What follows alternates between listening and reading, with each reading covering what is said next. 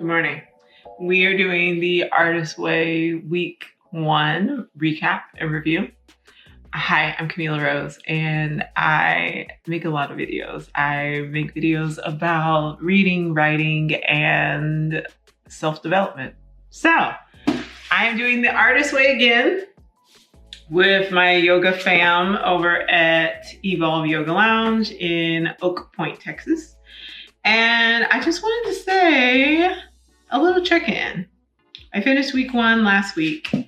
This was probably the worst time for me to start the Artist Way because it is super busy.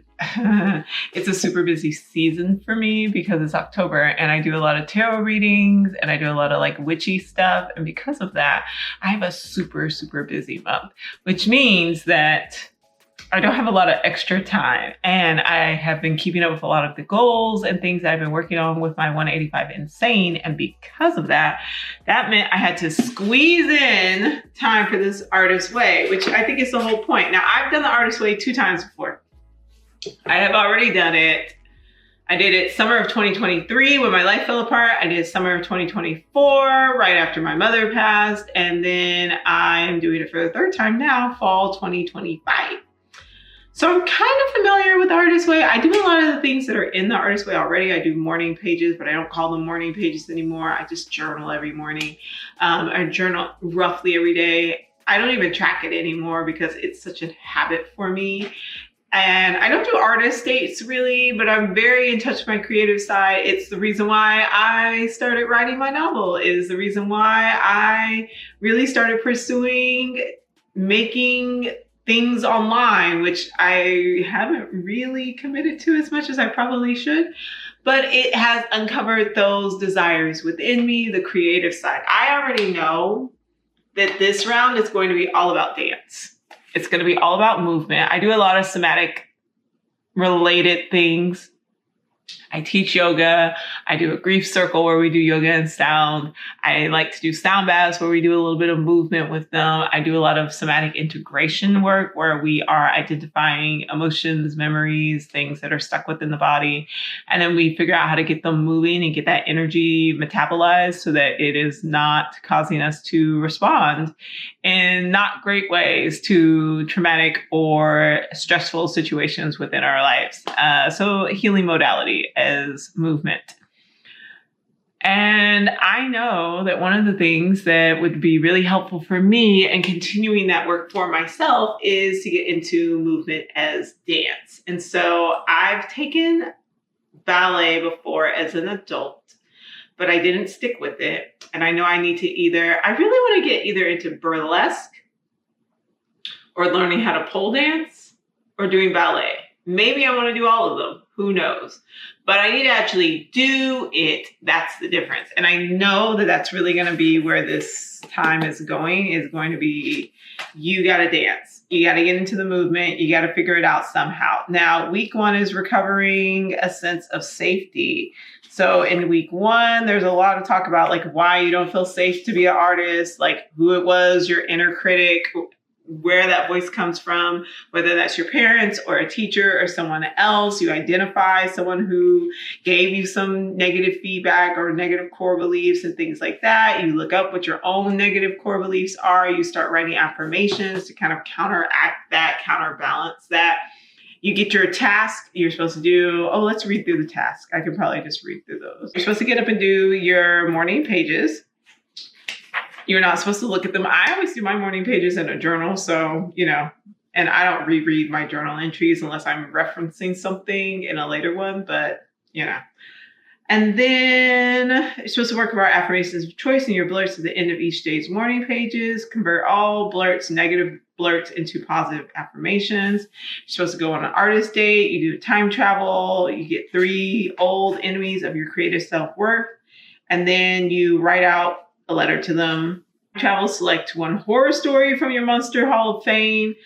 For me, I realized when I was thinking about, because I've done this work before, I couldn't really think of anyone from the past who really was feeling significant at the time, except for my kindergarten teacher. It was either that I didn't get mine finished or I didn't get mine hung up or something like that. Like she forgot to make sure that every student was accounted for. And I was the forgotten student. And I have a whole thing about not feeling like I get enough attention from my parents. And that's a thing that I've been working on healing. And so then therefore looking for attention in not so great ways or in not so great spaces.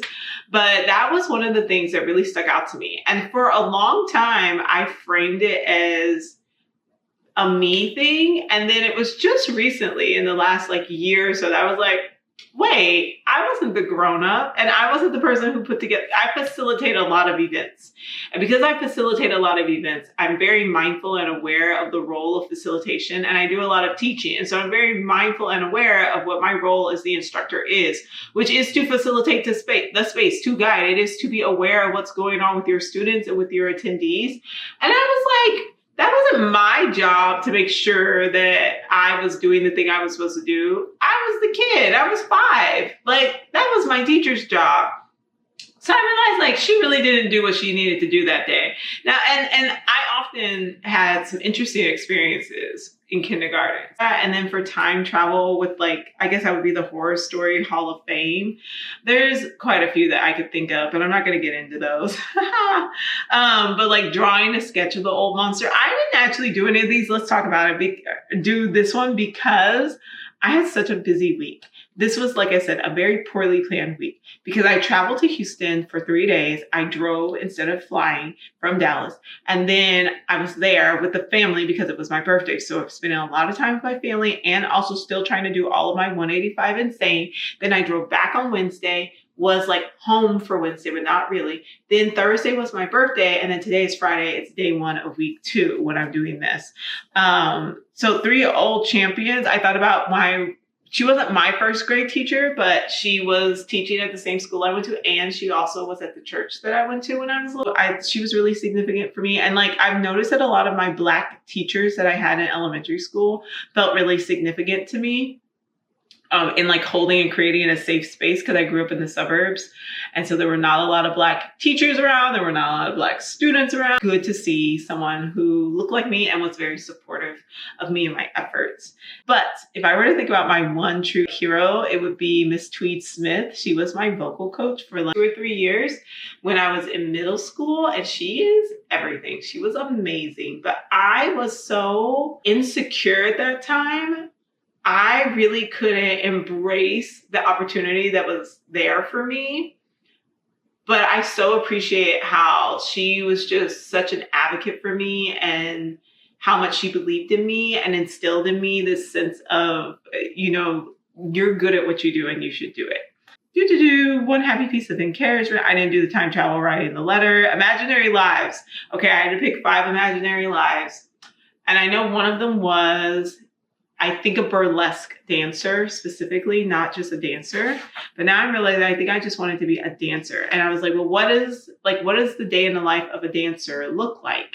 And so I found some YouTube videos from ballet dancers. I couldn't really find a lot from burlesque dancers. I think because most people don't do burlesque as a full-time thing. There were a lot that were a lot older, like a couple of years older. And of course, I watched all the pieces from Dita Von Teese. And I follow a lot of burlesque dancers on social media, especially on Instagram. But they don't really do a lot of like day in the life. They do a lot of promo for their shows, right? So I really wasn't sure what to do. And as I got towards the end of the week, literally yesterday on Thursday, the last day, I was like, oh, I could have just went into a Pilates class or something, or took a dance class. But again, I was out of town for 3 days. And so it just felt really hard to kind of figure out how to incorporate that into what I was going to do that week.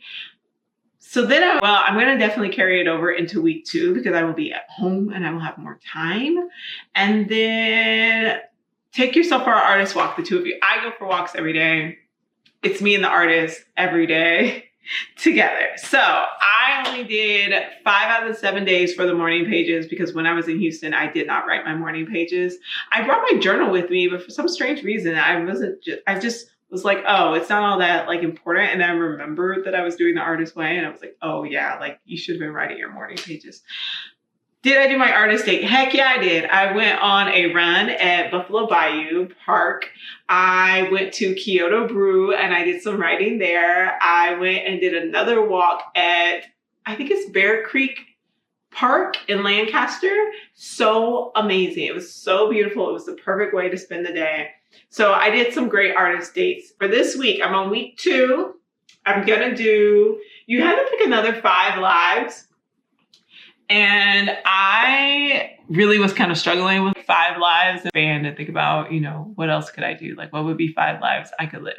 But I'm going to do my dancer one this time. So I'm either going to go take a dance class or take a Pilates class. And then maybe I should go out dancing, but I'm tired and I know I'm not going to do that. And then artist date for this week. Thursday is the last day. So I could either do something today, Monday is probably when I'm going to end up doing my artist date, whatever I decide for that to be. That's my first week. If you've done the artist way, let me know what you think. Let me know what you're into. I'm also very open to seeing if something new pops up for me to focus on this time that isn't the dance thing. Like maybe there's something else that I'm ready to do that I've been putting off, but I've been working so much on all the other things I've always wanted to do that I'm a little like, I don't know what's left. And I think that's been one of my big issues for the last 2 years is I haven't been able to figure out what else would I like to do because I'm doing or I have done a lot of the things that I've wanted to do. So we're gonna have to see about that. But anyways, thanks for watching. I'll see y'all next week. Bye.